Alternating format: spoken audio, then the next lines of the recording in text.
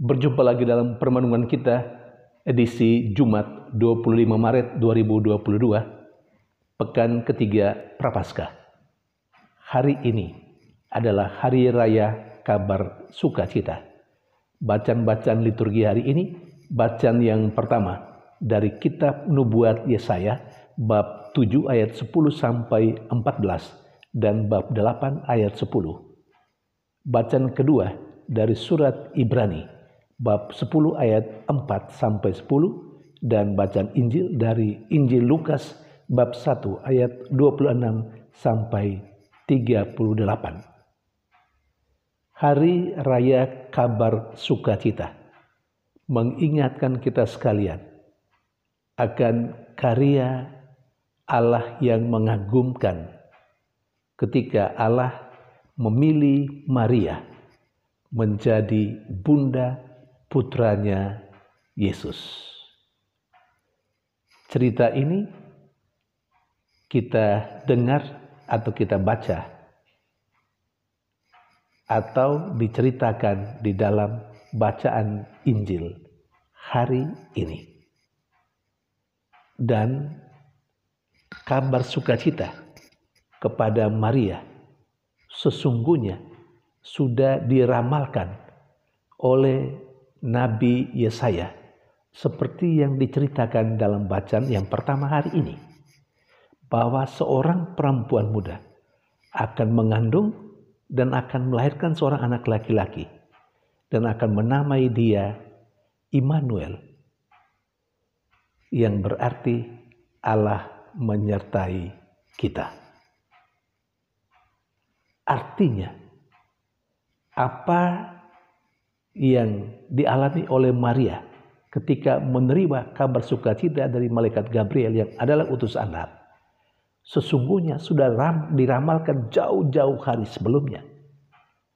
Lagi-lagi seperti yang diceritakan dalam bacaan pertama hari ini. Dan dengan demikian Allah yang menjadi manusia dalam diri Yesus menunjukkan bahwa Allah yang dekat dengan manusia. Dan kehadiran Yesus sekaligus mengubah atau menggantikan kurban kambing jantan.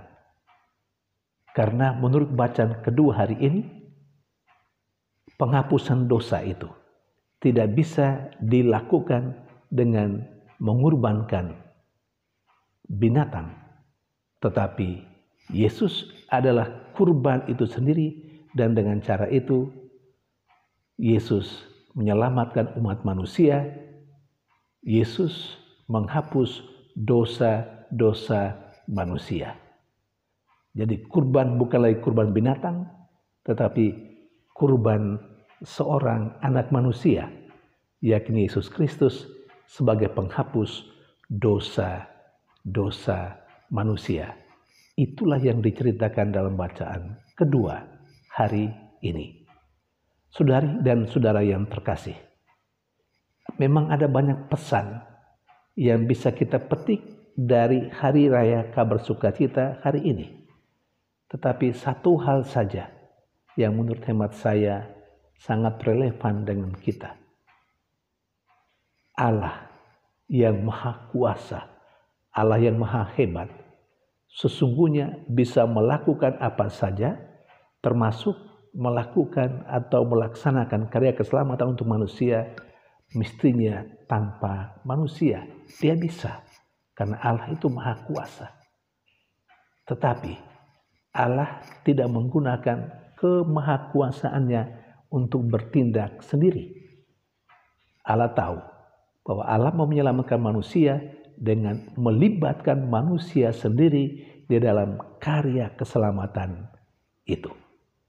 Maka Allah memilih manusia, memilih seorang perempuan muda, yakni Maria yang sedang bertunangan dengan Yusuf saat itu.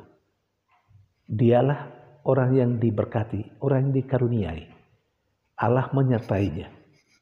Ia mengandung dan melahirkan Yesus yang menjadi penebus dosa umat manusia.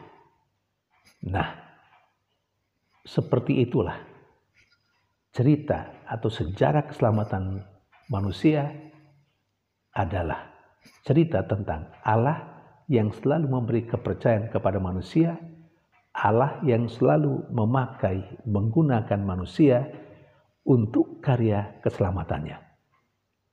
Karya keselamatan tetap berjalan, sudah dilaksanakan oleh Yesus, tetapi penyempurnaannya akan terjadi sesudah Yesus datang yang kedua kali. Maka dalam rentang waktu itu, Allah tetap membutuhkan dalam tanda petik manusia, atau Allah, lebih tepatnya Allah melibatkan manusia, tetap melibatkan manusia untuk karya keselamatannya sampai pada kesempurnaannya dengan kedatangan putranya Yesus untuk yang kedua kali. Maka Allah pasti melibatkan saya dan Anda, melibatkan kita semua untuk karya-karya keselamatannya. Persoalan terletak pada apakah kita sungguh menyadari bahwa kita dilibatkan oleh Allah dalam karya keselamatan sampai pada kesempurnaan pada saat Yesus datang untuk yang kedua kali. Dan apakah kita mau terlibat di dalam karya-karya itu? Saudari dan saudara terkasih, semoga Hari Raya Kabar Sukacita hari ini, di mana tokoh penting Maria telah memperkenankan dirinya untuk dipakai oleh Allah menjadi inspirasi bagi kita. Kita mau memperkenankan diri kita untuk dipakai oleh Allah dalam karya-karya Allah dalam keseharian kita. Tuhan memberkati.